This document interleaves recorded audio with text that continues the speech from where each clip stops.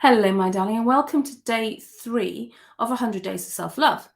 Today, we're talking all about comparititis. Comparititis is the thief of all happiness. I call it comparititis because I've changed it, I've made it Latin so that it's a disease. It makes sense in my head, listen. But it's the disease of the soul that you get from comparing yourself to other women. What you have to understand is that when we compare ourselves to other women, we steal all the joy, all the happiness, all the love out of our own lives. So, for example, let's say that you just got yourself your first new car. It's the first new car that you've ever had, and you absolutely love it. It's a monumentous thing, isn't it, when you get your first car and it smells new and no one else has driven it, and you know it's fabulous.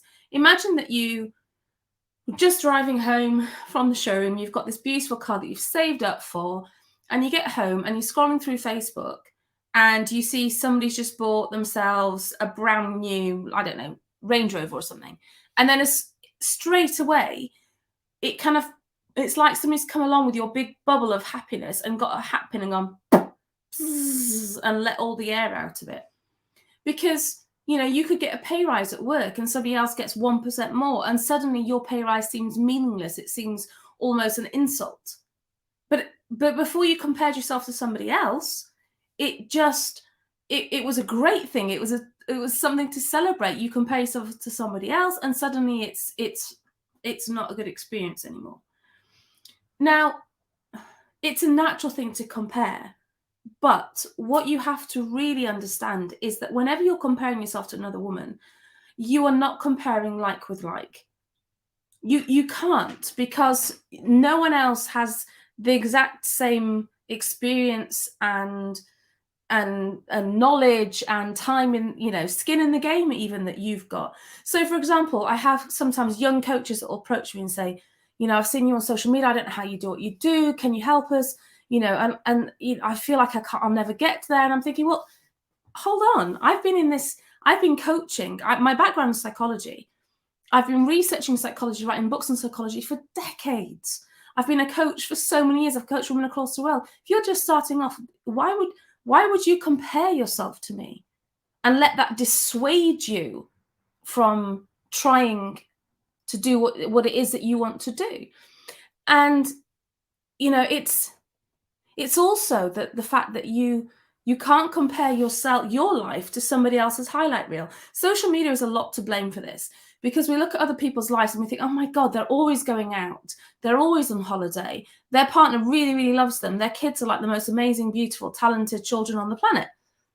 Okay, but I'm not, you could, if it's my Facebook, for example, and I'd be posting, oh yeah, my daughter's just got into this university, that university, and this daughter's doing this music exam. I'm not going to tell you the times I'm screaming at them because they've let one of the cats out and the cat's vomited on my bed, and do you know what I mean? Like, I'm not going to show you kind of saying to them, oh, for goodness sake, can we please leave it? We're late for school again. All the times that they come into a room and they're crying because some boy's been really mean to them. And that's the point. So your other people's highlight reels, which is what you see all the time on social media these days, is just the best bits. Okay, it's not the actual full story. I'm not saying it's not real, because I put things on Facebook that are very much real, but it's not the whole story behind it. Okay, and what you're doing when you're comparing yourself, if you go back to yesterday's video and you think about talking to yourself like someone you love, what you also have to understand is that we compare our inside and how things feel to somebody else's outside and what they show is going on in their lives. So, for example, I'm just using my own life as an example. I could post on about, what could I post about? I could post about being on the radio, for example. Oh, I'm going to this radio station and I'm having an interview with this famous person and it's all lovely. But what you don't see is, like, maybe I've got a headache that day and I'm really tired and I'm like dragging myself there, and I'm sat in a waiting room and my slot has been bumped, and I'm going to be late for a meeting. And are you with me? All you see is, oh, I'm on the radio. That's the outside. And maybe you're having a bad day because you got stuck in traffic, and maybe your day isn't going very well at work. So you're comparing how you feel inside you to how I look on the outside of me and my life, but you don't know what's going on for somebody else inside. You don't know how they're actually feeling about it, because very rarely do we express our feelings to people outside our inner circle, if at all. So how do we stop comparing ourselves to other people? This is then the question.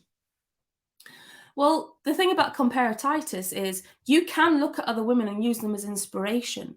So instead of comparing yourself to them, you can use them to think, if they are X amount of years into their journey, because listen, I'm going to tell you the truth. I love a bit of social media for shamelessly stalking people that I find inspirational. Why not? That's why social media is there.